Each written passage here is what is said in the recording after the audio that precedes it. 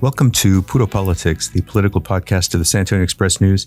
My name is Gilbert Garcia, Metro columnist, and I'm joined by Kerry Clack, columnist, editorial board. Nancy Pryor-Johnson, editorial board, deputy editor. And we're joined today by a special guest.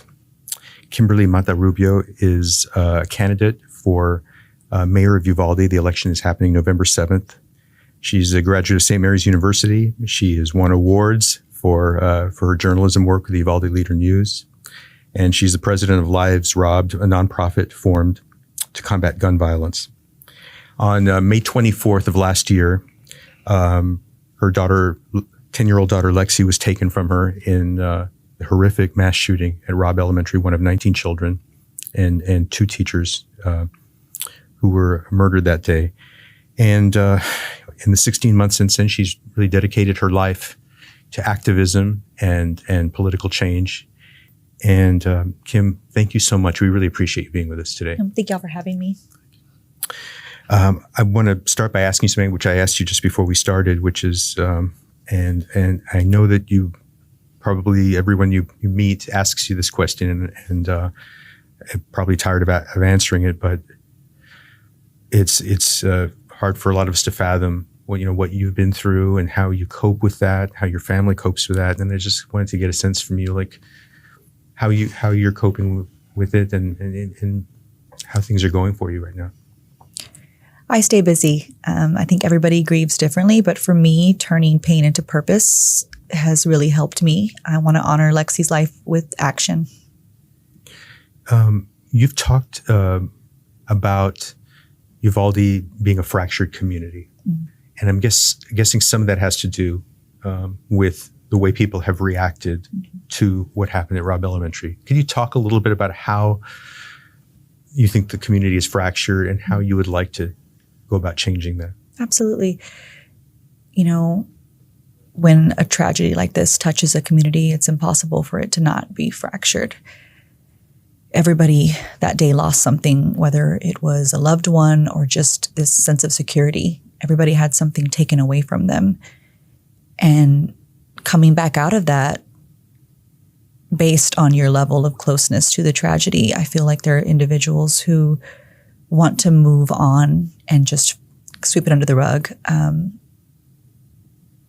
I can understand to some degree wanting to just stop being in that space. But for those of us who lost someone, it's important that we move forward with our loved ones, taking them with us. Those 21 individuals, they were also residents of our community, and they deserve to be remembered and honored. Do people who have that attitude about let's move on, do they express that openly to those of you who have suffered the loss so closely? Yes, but I really think it's a miscommunication. I feel like there's this thought that, maybe just me and a few others are angry and bitter. That's not the case. We do want to move forward, but it's going to take all of us coming together to do that. And that's where I think I can assist. You've talked about wanting to dedicate your life to change and honor Lexi's legacy. And obviously the city has limited power to change gun laws and gun policies, but you've been a spokesperson on this, and you talked about how you'd never traveled on a plane before May of last year, and you've made 15 trips, you said, to DC since then, and you've spoken before the legislature. And how do you think that as mayor of Uvalde you could use that platform to help facilitate the kind of change that a lot of us would like to see? Yes. So I recognize that, gun reform isn't under the purview of mayor, but that elevated platform is beneficial. It allows me to share Lexi's story and the tragedy that happened to Uvalde. And I think it starts from the ground up. That's one thing I've learned. We started off fighting at the federal level, then we went to the state, and I'm taking a step back and realizing that it really does start in communities, small communities, rural communities. And that's where I want to focus, changing hearts to change minds. Can you talk about the political landscape in Uvalde, and just for listeners and people watching on YouTube as well who don't realize what it's like there? Can you just kind of give the background of what politically it's looked like? Maybe include in there, like I know you campaigned for Beto, and it was really disappointing, the results of that. Can you just kind of give that background, but then also like what your hope is? So it's not lost on me that Texas is a red state, and Uvalde is primarily Republican. And this year we went out and we supported Beto because he supported us and what we were asking for, trying to make a difference. It's time for change. It was disappointing when Texas came out for Abbott, but it hurt even more when we realized it came from our own community. Do you think anything, how do you think, or how are you trying to get their support? Just knowing that, right? And knowing everything you stand for, how are you going to try to get their support when you know that that background is there and that political landscape is there? I'm hoping that we can all come to the table and realize that all of that aside, we're all Uvaldians. Nobody knows Uvalde like us, and we've had a lot of outsiders in our space. But it's time for us to come together and move forward together. And I see so much potential in my community, and I really want to get us there. What have you heard on the campaign trail? I've heard a lot of support, definitely a lot more support than I even realized from people I didn't even, it's a small town. We all know each other, but I never know after this tragedy where people stood and what their thoughts of me were. So that's been really encouraging. I'm excited to just really get to know my community. I want to go door to door. I want to have conversations with people. I want to hear from them. What are their grievances? What issues do they take to heart? Because it's not only what I stand for, it's what they want. And that's what I'm most excited about.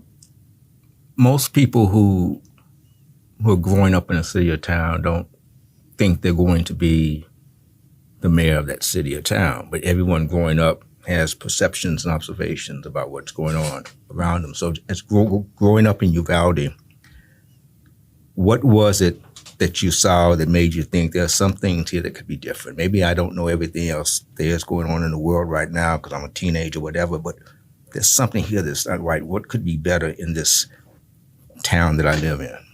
So for me, that realization didn't come until I was working at the Uvalde Leader News. And that point, I think I was 20 years old, 2021. And that's when I realized that one of the major problems were how many people in the community don't understand how local government works. I had no idea how often a city council met, that I could go and speak up. And that's not just me. That's a good portion of Uvalde.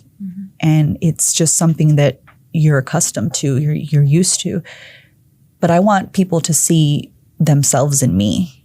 I want them to be like, oh, she did that. I could do that. I could become more involved. I can go to these meetings. They're going to feel comfortable when they see a reflection of themselves.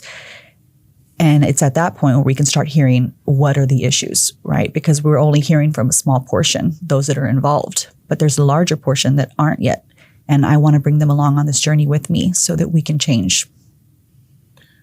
One of the, I would imagine this is happening in Uvalde, but just in general, when we talk about school safety, I mean, there tends to be, you tend to have people talking about gun reform. You have other people saying, well, no, we just need to make the schools better fortified and more secure. I don't think it's an either or proposition. I think we can do more than one thing at a time.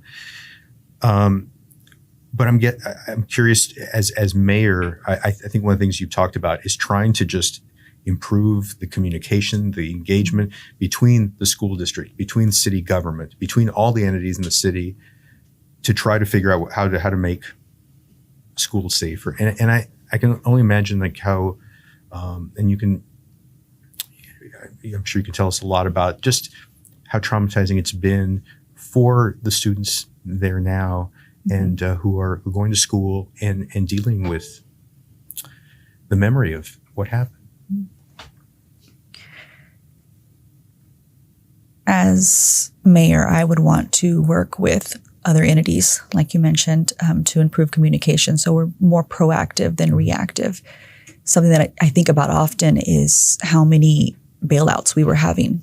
And the city was aware of that, and they were alerting the school district to the point where they would do a lockdown. But why wasn't the conversation ever had that, hey, this is happening pretty often. What are we doing?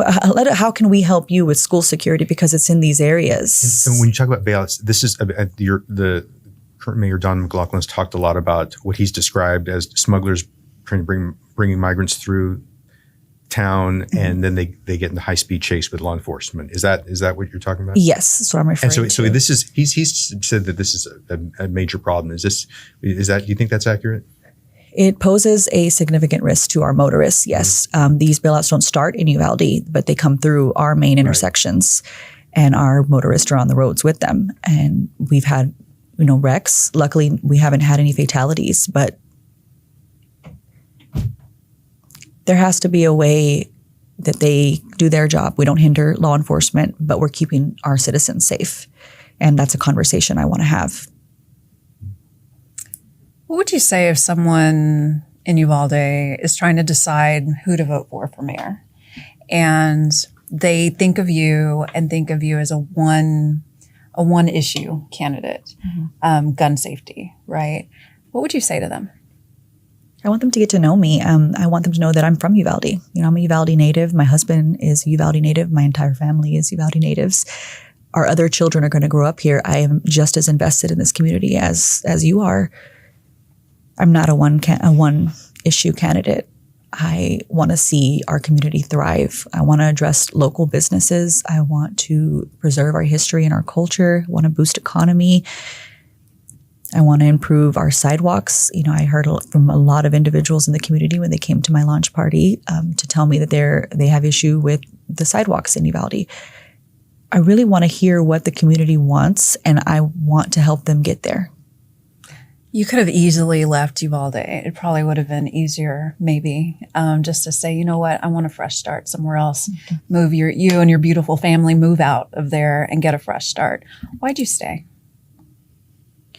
We definitely had that conversation because originally we had plans to move. We buried Lexi there, so we're going to stay with her. But also, it's home. Mm-hmm. It's home. It's what my children know. And I see it. I see the potential. I know where this community could go. I'm sad that it took this for people's eyes to open. But now that we're all seeing, let's get there. Mm-hmm. You're a journalist. And I have to say that through your speeches, but also your tweets, you're an excellent writer, superb writer. Thank you. My two questions are, where did that come from? Where did the writing and what and why did you want to become a journalist? So I did not go to school for journalism. I kind of fell into that job. I've always, loved to write, journaled as a kid. But I needed a job whenever my husband came back from deployment, and I interviewed with the Uvalde Leader News. It was the first and only place that I interviewed because I got the job. He called me the next day. I was a receptionist, and Mr. Garnett, it's our publisher, he saw that I took a love for reading at the front desk during the downtime, and he offered me a writing position to mentor me, and I owe him tremendously because it allowed me to provide for my family, but also to be a very present mother. One of the things that journalists do, and that you had to do in your job, is to ask questions of people. And you've seen a story that touched you incredibly deeply and covered locally and across the state and the nation. And over the 16 months since that happened, are there any questions that you think haven't been asked? There are things that you think are really important that no one asks. I feel like what's lost to me isn't necessarily questions, but explanations. Mm-hmm. I think that sometimes as journalists, because we're so used to this, we forget that you're telling a story sometimes without the background. So one thing that comes to mind is this lawsuit, the city versus the DA, right? But nobody's explained what their roles in this investigation are. The city wants this investigation to perform an internal investigation to determine terminations. And while that is important, it is not as important as a criminal investigation, which is what the DA is in charge of. So sometimes I feel, that's just an example, like the explanation can be lost. What are the roles? Terminations of city police officers? Yes. Okay. Describe. That's what I'm talking about right there, right? Like you assume, and it's what are these entities involved? What are their roles that day? What roles do they have now? People need clarification in that, and that's something that I think about often. My understanding is that there is construction will begin, I believe, later this year on a new behavioral health facility close to Uvalde, and I wondered what impact you think that's could potentially have. Oh, yes, that's a major resource for Uvalde. I would have a 48-hour hold. It would be up to 2 weeks of care. It's vital. It's something we've needed for a while, and I'm glad it's coming to fruition. It allows people to be treated here in their own town. It keeps law enforcement here because right now, if somebody needs to be transferred, it's taking an officer off of the street or a transport jailer to drive them to. Most of the time, it's Kerrville. So it's hard on the community. So I'm glad that resource will be available. What grade would you give the former mayor? Like, what grade would you give him and why? What grade would I give Don McLaughlin and why?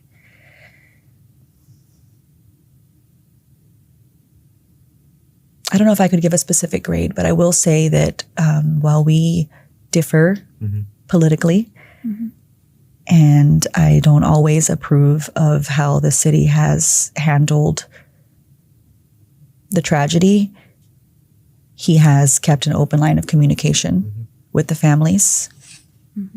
What was it about your meeting with Ted Cruz, with your and husband's meeting with Ted Cruz, which was particularly, I don't know if the word is galling or offensive to you? Yeah. We have these meetings. We're meeting with both sides, right? I'm meeting with Democrats. I'm meeting with Republicans. And when I do meet with Republicans, for the most part, they allow me to say my piece. They hear me out. I can tell that it affects them. Even if they don't agree with how we fix this problem, they're sympathetic to the fact that there is a problem. When I met with Ted Cruz, he had a staffer bring him a Dr. Pepper as we were doing our introductions. I mean, somebody cuts in front of us midway between him and the rest of the families that were there that day. And then as we're explaining our situation and my husband is showing a picture of our daughter, he says that it's not guns. It's, mental health and a need to increase school security. How do you tell that to a mother whose child died in her 4th grade classroom? She was murdered in her 4th grade classroom while 300 plus officers stood by. That it's school security. It was a slap in the face. And that's from my representative. He's from Texas. Did he show any empathy or compassion at all? No, right after that, somebody came in conveniently to cut the meeting short because he had somewhere else to go. And when he left, I told him that I would make sure that he was not reelected. And I'm standing true to that, and I'm going to give it my all.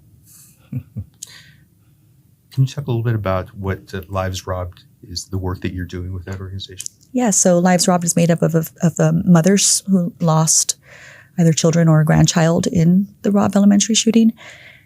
We would see each other out at all of these, not events, but where we would go and address either state or federal level for changes, and we recognize the strength. And I thought, we're stronger together. And we are. We really lean on each other. And so, yeah, we're trying to make a difference at the federal level. That's our main focus. A ban on assault weapons.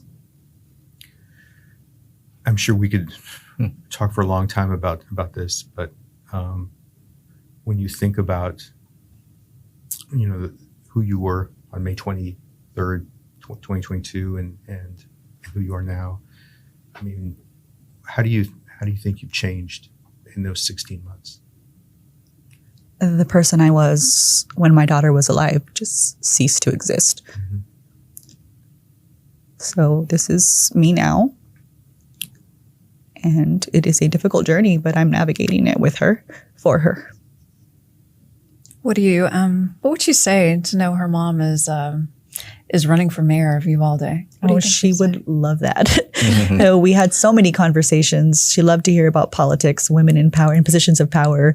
She looked up to Kamala Harris. She shared the same birthday as her, and she's very proud of that. Oh, okay. And also AOC. Okay. So I think she'd be proud of me, and she'd be inspired.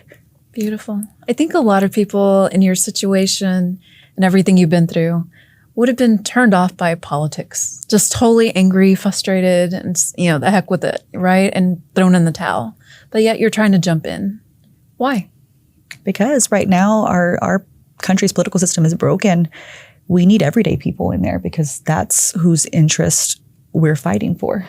Mm-hmm. That's what I want to do. I want to be a face that people can see themselves in. Well, I know when you talked to I think it was to the House committee, you said that it wasn't just you and your family that lost Lexi, that the world lost her because you knew that she was going to make a difference in this world. And my sense is that you feel like I'm going to do that for both of us. Absolutely. Yeah. Lexi would have made a tremendous difference in this world. She still can. She just needs my help. So I've got this. If you were to have if there was a Uvalde Strong sign right here and we had it, would you put it upright, Uvalde Strong, or would you put it upside down? Why? I know the intention behind Uvalde Strong. I don't know that we've earned that as a community yet. Mm. I think we're going to get there, though. I think we can be Uvalde Strong. Mm-hmm. Kimberly Mata-Rubio, thank you so much for taking the time to talk with us, and good luck with your mayoral campaign. Thank you. Thank you all so much for having me. Good luck.